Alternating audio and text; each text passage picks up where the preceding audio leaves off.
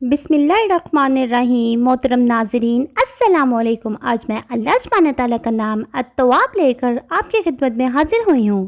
التواب توبہ قبول کرنے والا، ہمیشہ توبہ کرنے والا، ہماری واپسی کو قبول کرنے والا۔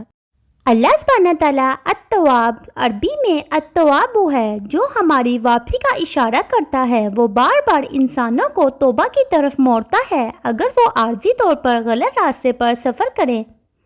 اللہ رحم کرنے والا ہے اور توبہ کرنے والوں پر رحم کرتا ہے اور معافی مانگنے والوں کو بخش دیتا ہے۔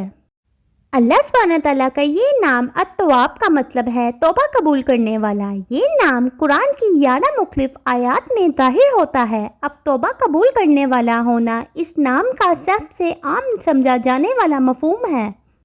توبہ مانگنے سے یہی مراد ہے، یعنی اللہ سبحانہ تعالیٰ کی طرف رجوع کرنا، لیکن اس سے تواب ہونے کے معنی کی ایک اہم خوبی چھوٹ جاتی ہے۔ دونوں کی جڑ میں موڑنے کا خیال ہے، یعنی کسی اور چیز کی سمت بدلنا۔ اللہ سبحانہ تعالیٰ صرف اس معنی میں نہیں کہ ہم اس کی طرف رجوع کرتے ہیں، لیکن ہماری دعاؤں کو سننے اور ہمارے گناہوں کی معافی کے لیے اسے توبہ کی اجازت دیتے ہوئے ہماری طرف رجوع کرنا چاہیے۔ یہ دیکھنا عقل کے اندر ہے کہ اللہ سبحانہ تعالیٰ کو گناہ کرنے والوں کی طرف رجوع کرنے کی ضرورت نہیں ہے۔ وہ اکثر خوشی سے نافرمانی اور نافرمانی میں مشغول رہتے تھے۔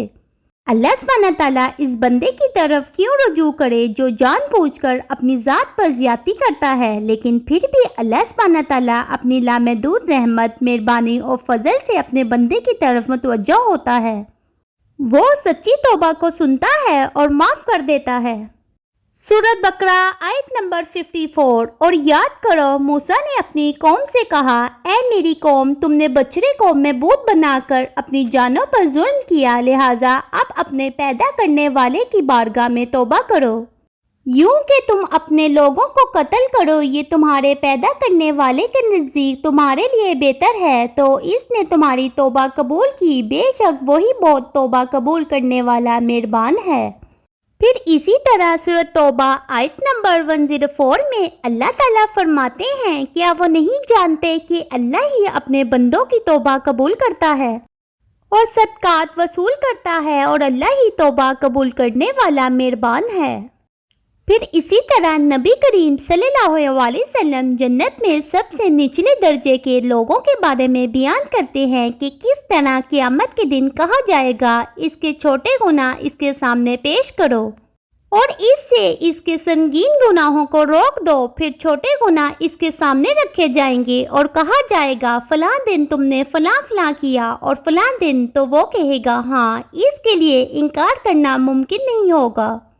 اس بات سے ڈرتا ہے کہ اس کے سامنے سنگین گناہ پیش نہ کر دیے جائیں۔ اس سے کہا جائے گا، ہر برے کام کے بدلے وہ کہے گا، اے میرے رب، میں نے وہ کام کیے ہیں جو مجھے یہاں نظر نہیں آتے۔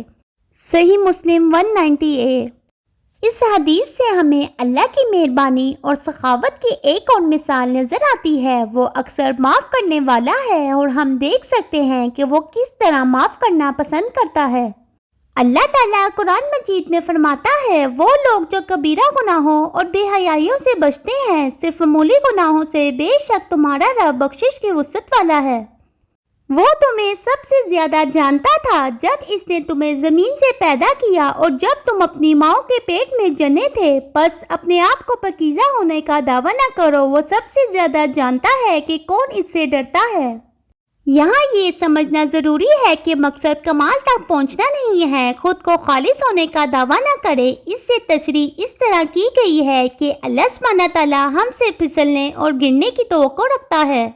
وہ چھوٹے گناہوں کو معاف کر دیتا ہے، یہاں تک کہ وہ تم سے سب سے زیادہ جاننے والا ہے اور وہ بہت بخشش کرنے والا ہے۔